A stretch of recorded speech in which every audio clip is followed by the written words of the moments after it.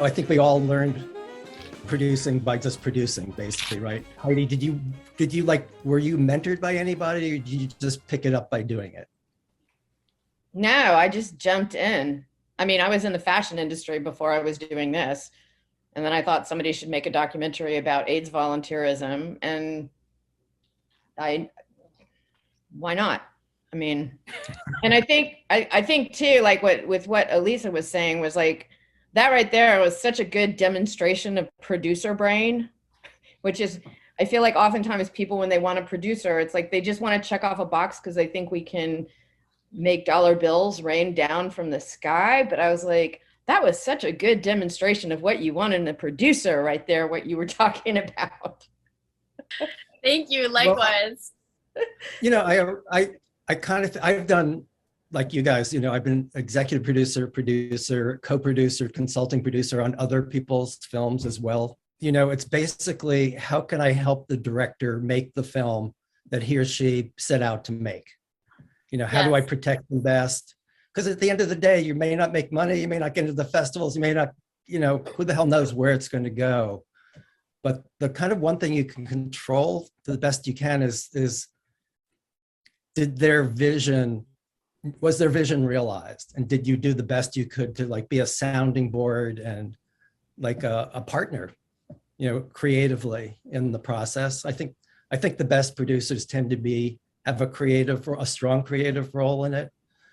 So what would you say, what are the qualities you would look for in a producer? What distinguishes a great producer from just, an okay producer? Do you want to go first, Heidi? Or do you want me to?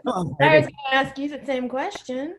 Well, I mean, I have now had, as a director, the experience of working with great producer. And that's on my recent film, Crimes, that I directed and produced. And I had producers on that are Ben Murray, who I worked with on my first film, but also Amanda Spain, who's an extraordinary producer, really experienced. And it was just so cool to work with Amanda, because I had worked with other producers before who were kind of also figuring it out as they went.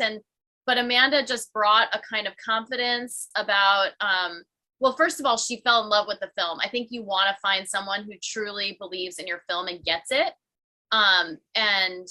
And she did. And she almost believed in it more than I did at certain points, or reminded me what was important about it. So that kind of like you're saying, that person to be a sounding board is super important. You have to be able to talk with them and trust them. Also, she had complementary skills to mine, because she had more experience in like TV, and she had worked for some bigger production companies, and like she brought a kind of a different aerial view than I had of like where documentaries can live and what they can be. And she was thinking ahead about like, derivative projects and ancillary projects, and how this documentary could be valuable in ways that I was just like, oh, I have this story I want to tell, and she was good at looking at contracts with me and being a sounding board, and I could trust her to take meetings with investors and be, to block and tackle when we needed it. And like, we were really conscious of that, because I'm a producer too. So I'd be like, okay, I need you to take this one as the producer, but we both kind of knew that whereas other filmmakers, I think, maybe if you're not such a strong producer or don't want to produce like I do, if you're a director, you might want someone who like, that's just part of their whole role, is they're always going to be the one that does that kind of business forward, negotiation forward, block and tackle stuff for you. Whereas Amanda and I can hand off, but it's been a joy to work with her. And like, I see now why other people sometimes when I'm on are like, I'm so glad we have you. I'm like, I feel that way about her, and it's so beautiful. Heidi. I think, and I would echo everything that Alysa says, but I think that makes my job so easy. But I also think that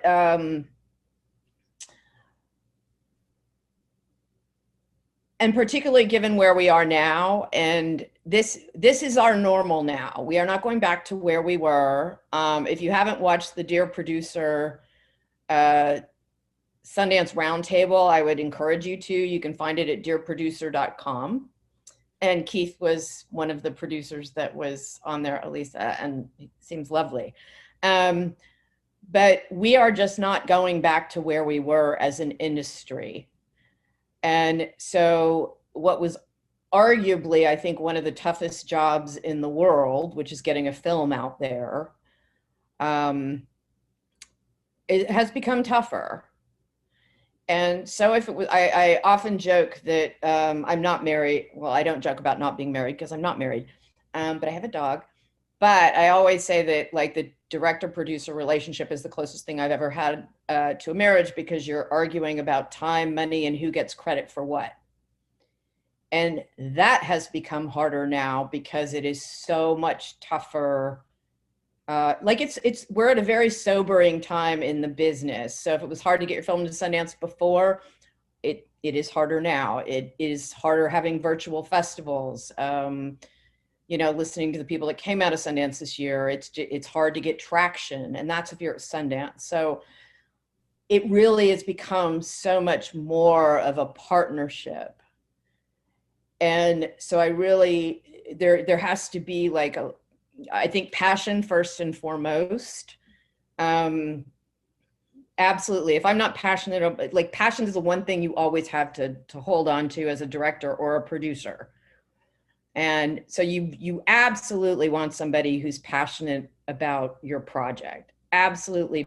But also understanding that it is likely, and again, I go back to what I was saying, that a producer can, you know, make money rain down from the sky.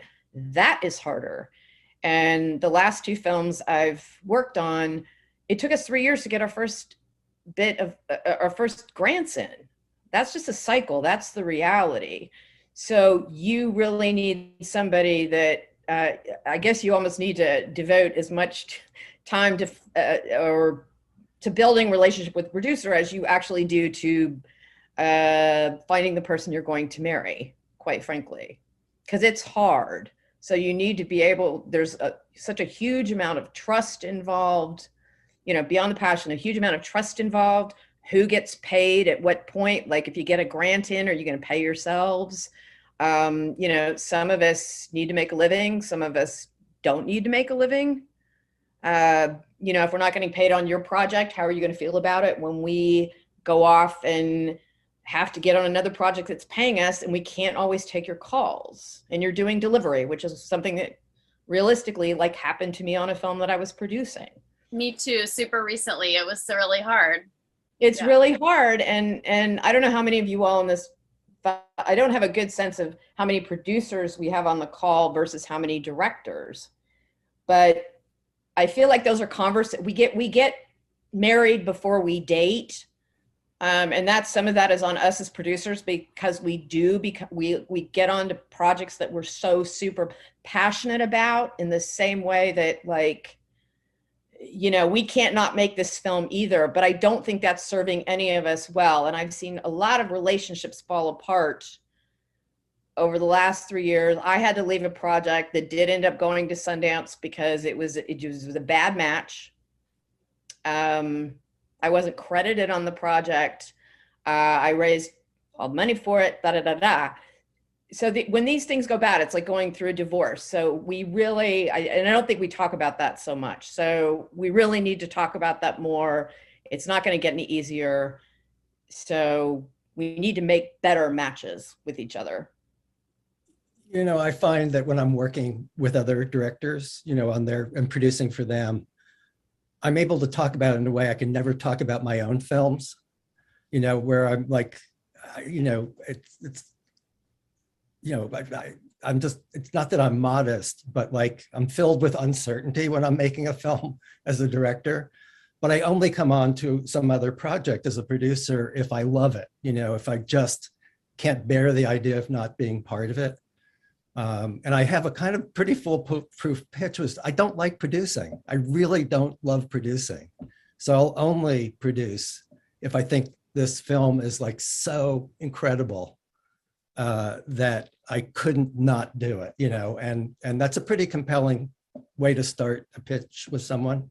But, you know, for me, it's absolutely true. And what it does is it gives me license to be like very honest with the director, because, and just give my best advice without having a stake in it. I'm not trying to make my own film. They can kind of take or leave what I'm suggesting, and it's not personal. I don't take it personally. So, but I would say, and I want your feelings about this, that to me, one of the most important things is having really, really clear agreements. I mean, with everybody kind of across the board, but particularly if you're working with a friend. I've seen more, Heidi, you talked about relationships and falling apart. And the thing that's a killer is if you don't, you just rely on your friendship to get you through. We're gonna share this equally. We'll share profits equally, but you haven't defined profits. What if one of you leaves the project early because you need a full-time job, but you've put 2 years of work in it. The other person gets the final year all by themselves.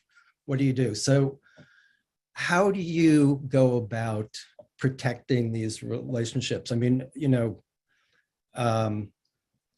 do you still go to lawyers for agreements, or do you, at this point, have enough agreements where you just, know what to say?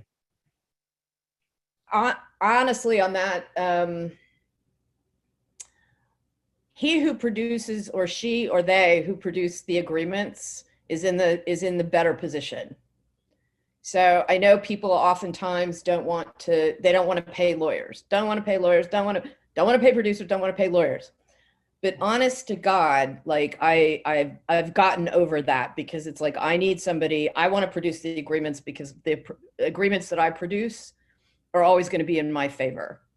And so many producers are work for hires by directors, which I don't, unless, and I don't know how, and at least I'd be very interested to hear your take on this, because I don't know that most directors, like I always still get the feel as an independent producer that most directors just want to have a producer. So I'm not sure how much they're actually going to want to negotiate with. And maybe that's something we should all pay attention to. If they're not willing to negotiate with us, then that's not a director that we want to work with, and yet we love the project, right? Yeah. No, I think that's super smart, and I fully agree that legal agreements, the sooner the better, and professionally constructed and vetted. And it will cost you more. It has cost me more to not have an agreement, and to have to figure it out later than it would have to get it done up front. And that's, as a director and a producer, I've experienced that. I do have some agreements that I can do. Like if I'm just going to do a short-term consulting or EP gig, sometimes I'll wing it. Oftentimes later on, my lawyer is like, why didn't you just have me do that? But that's never been totally bad, because I'm usually working from an agreement that they've already made. But I do try to go to them. And I think like a trial period, I mean, people often forget that you can sort of have tiered agreements. Mm. You can structure an agreement in advance that evolves, that allows for a relationship to evolve. So for example, I have this credit if I work this much time or raise this much money or have this kind of role on the project, but it's baked into the contract that if it evolves into this other kind of level of relationship where I've worked this long, or I've raised this much money, or I'm doing this kind of work on the project, that I get this other credit or this other compensation, etc. I like to, the past few projects that I've done where I've structured my compensation and insisted that the director or project owner, if it's a work for hire for me, also pay themselves a percentage of everything that comes in. So I no longer will defer to the end, or even entertain that idea. But I think that, you can, I just see someone said that the tiered agreements maybe resolve something. Yay. Okay. So And I love that I can see everyone too, by the way. Thank you for having your cameras on. People who do it so nice in like a Zoomiverse to see the people that are kind of in the room. It's rare. Yeah, I think like compensating yourself, you can build into a contract a compensation structure that works well. I haven't taken on another director's project through my company that I own. I have actually wanted to structure things so far as work for hire, and that's because of liability. Like, I'm not trying to build a production right now, at least at the very moment, trying to build a production company where I like own other people's projects and bring them in, and I don't want that liability. I don't have like an on-staff accountant.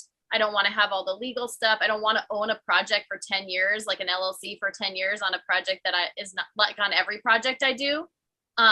But when I am work for hire, I make sure that I bake in the things that I need, like transparency to, budget and accounting, like, like transparency around sales and distribution, like the crediting, like the compensation back end, all of that is like part of a work for hire contract. And some of those things can exist even if the relationship doesn't last. But again, it's just kind of talking through it, like we were saying, ahead of, pretty early.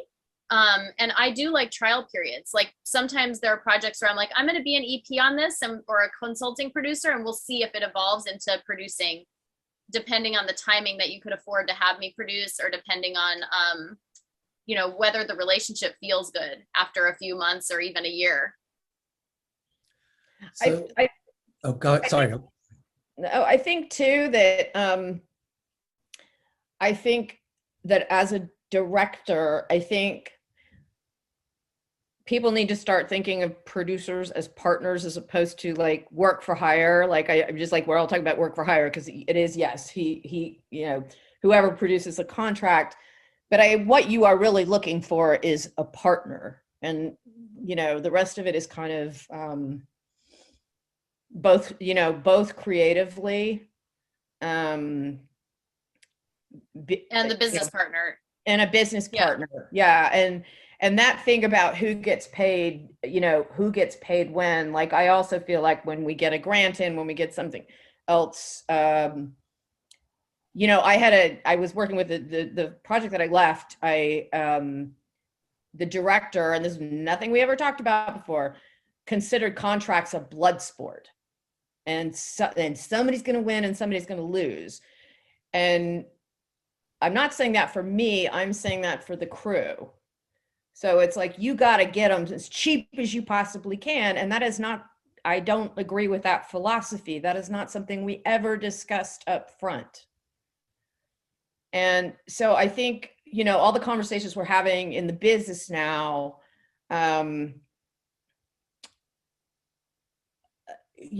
who gets diversity, equity, and inclusion, and our philosophies on all that, like we can't assume that everybody has the same philosophy. It's just like if I'm dating, because everything in life, I figure, comes down to dating. If I go out with somebody who's a crappy tipper, it's, that's not somebody. Yeah, red flag. So all the red flags that, you see in your dating life are also things that you can, you need to pay attention to into like who you're getting into bed with to make your film, quite frankly. Yeah, I love what you said about like their relationship, knowing what their relationship to money is, and being really clear about yours. Like I'm a person who can talk really directly about money, and it, for the most part, it's not triggering for me to do that. But a lot of people have really intense relationships to money for all kinds of reasons. Well, we all have an intense relationship to it, but like, different, very different. And so you don't have to have the same one as your director or your co-producer or whatever, but you want to be able to talk about it, right? And know your differences. Yeah. And I've been very vocal. I mean, I'm somebody, if you all don't know me, there's a hell of a lot of people on this call. But I mean, I started in 2013. I lost my apartment because I couldn't make a living as a documentary producer. And, financial shit is just real. It's real. Yeah.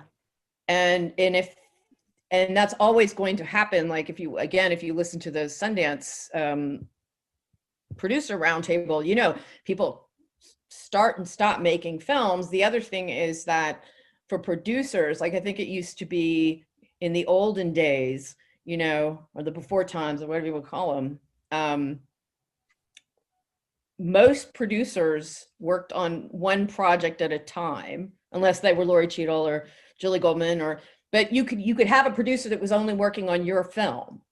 And realistically, because it's so difficult for producers to get paid, or directors, or, you know, that's not tenable anymore. That's not a good business plan for a producer. And so when you have,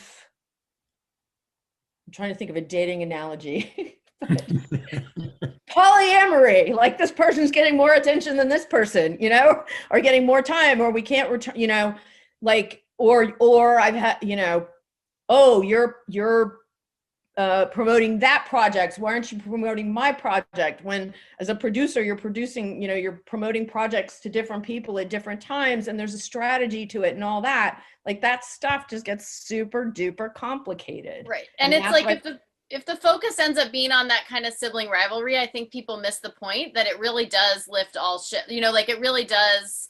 When a producer's successful and they're able to promote multiple projects, I don't think it's a bad thing for any one project, you know? No, it's yeah. And the other thing I find that people have problems with is it's and if you've been on, if for those of you who know me from previous D-Word calls, like one of the biggest mistakes that people do is they go out too early with a project, just thinking somebody's going to love it, and see how genius it is. And it's like, that's not the way it works. So, you know, got to have all your ducks in a row before you go out, but not everybody wants to hear that because there's no money right now. And, you know, we need to get money and we need to get money. And it's like, I can't, part of my job as a producer is to decide when it's ready to go out with, because I can make the strongest possible case at that point. Heidi, you left open a perfect question, but I just want to say that I have two more questions before I will open it up to questions from everyone, because I want to give, you know, everyone a chance to take advantage of this. But you talk about ducks, and Alysa, earlier you talked about, you know, coming onto your film because you talked to Reed at a Points North meeting. Yeah. You know, I want to speak to all of the folks that are, you know, out there who are looking for a producer, and right. What are the ducks? Well, they're really struggling because, I mean, as hard as it was pre-pandemic, you could at least go to, you know, Hot Docs or Points North or IDFA and mingle and meet other producers and hopefully make connections like Reed did with you.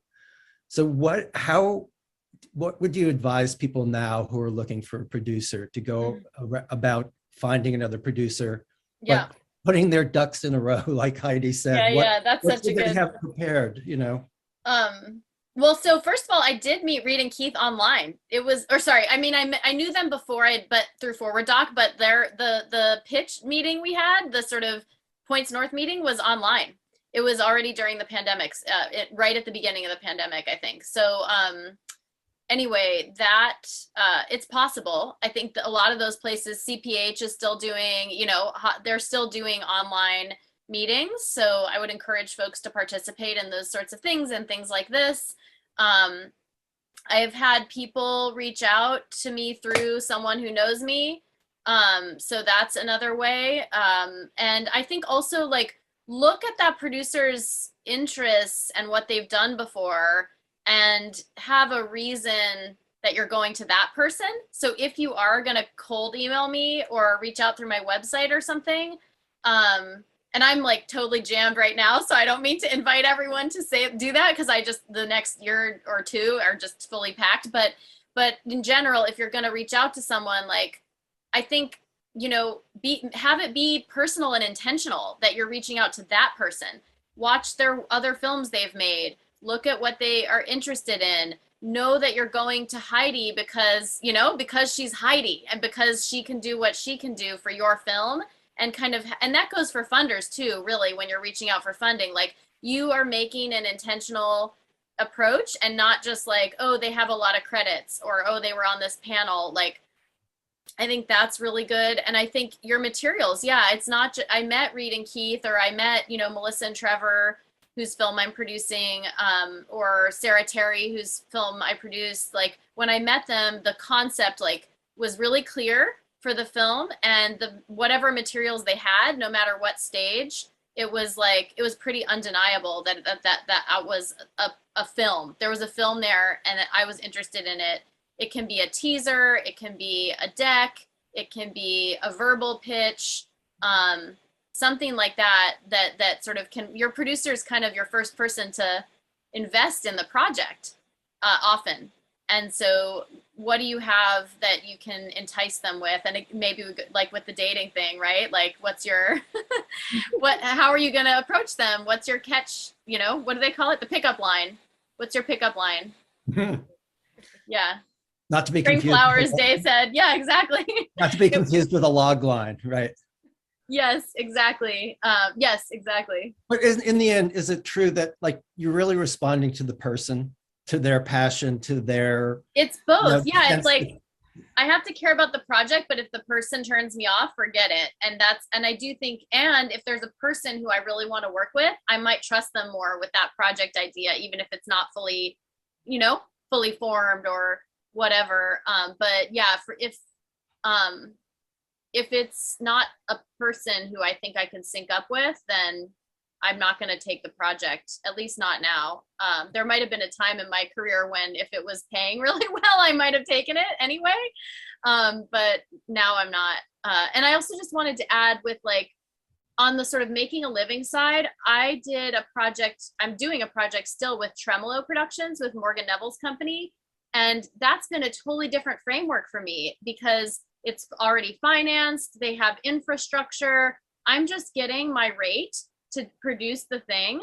And it's been a totally different experience than the indie hustle. So if there are producers out there that like, you know, there are different models, you know, you can work in TV, you can work for a bigger production company, or you can do this indie thing and try to raise grants, but there are different models. And this is not the only model that many of us in the D word came up through. It's a wonderful model in some ways and painful in other ways, but it's not the only one. I'm going to save my last question for the very end to give, but I so that Heidi, you can weigh in on this as well. What your advice is for people looking for a producer? What, you know, what? Well, yeah, I'll tell you what I'm looking for. I mean, and 150,000% on what Alysa just said. But my test, I mean, you know, it's sort of like somebody came to me with a situation like asking about a personal relationship yesterday, and I was like, oh, this is your like first fight with the person that you're talking about. And I look for somebody, I want to see how, like, if I disagree with somebody, that we can disagree. And one of my mantras is conversational, not confrontational. But I want to make sure that I'm also on this, like we're on the same page. Like I'm done with grants. I don't want to do any project anymore that I can only fund with grants. I want to do brands. And I'm still struck by how many people are stuck on grants. I've gotten every grant I can get out there at this point. I'm good at them. But this just like continued insistence on, like, our industry is not working the way it's set up right now. So we have to find other ways to fund our projects. So I'm looking to see if I can disagree with somebody or they can disagree with me and we can work it out. But I'm also looking to see if they if that people have certain notions in their heads, like my festival strategy may not include Sundance. You know, like I'm going to start with what your goals are for the film. And that's kind of been my North Star during the pandemic is where do you want, like, how do you reach the people that you want to reach? You know, not like getting into Sundance. And I've not gotten into Sundance many times before. So I know that's not the you know, the be all and end all either. And then we have another strategy for that. So it's like, if our goals are aligned, like going back to dating, do we want kids or don't we want kids? Are we going to see other people? Like that's, and I guess too, like, I think the mental part of all of this is as important as the creative part. I say with dating, your baggage has to match my baggage, and is our baggage compatible? And how do we work with how do we sync our baggage up and all that stuff? And I just don't think we give enough thought to that kind of stuff, or, and everybody's hurting right now. Nobody's in a really great mental state. That's the reality. To take your analogy one step further, in a sense, you're raising a child together. The film is the child, and do you parent well together? Do you have the same views of parenting? Yeah, and when you break up, man, it's awful. It is like going through a divorce. Yeah. So, well, yeah. Also, I'd say not just the goals, but I would ask, what does success look like to you? What does success look like? Absolutely. And it's all working backwards from there. Once you've kind of gotten that vision of where you want to go. I'm going to. Can I say one more thing on that though? But sure. Like, even where that comes up in conversations is there are people that will hear that as, you don't think my film is good enough to get into Sundance. And it's like, that's not what I'm saying. But so navigating all those things are really important. Yeah, it's sort of like saying, God, if you're not successful, if you don't get into an Ivy League college, you're your kid. It's there are other colleges out there. There's other markers of success. I would just add, before we go to the questions, that when we talk about where we can meet other producers or potential producers, I'd say these D-Word weekly sessions here, we're constantly networking, giving each other time in breakout groups, and talking about our projects and forming affinity groups. And so I would just suggest this is a great way, folks.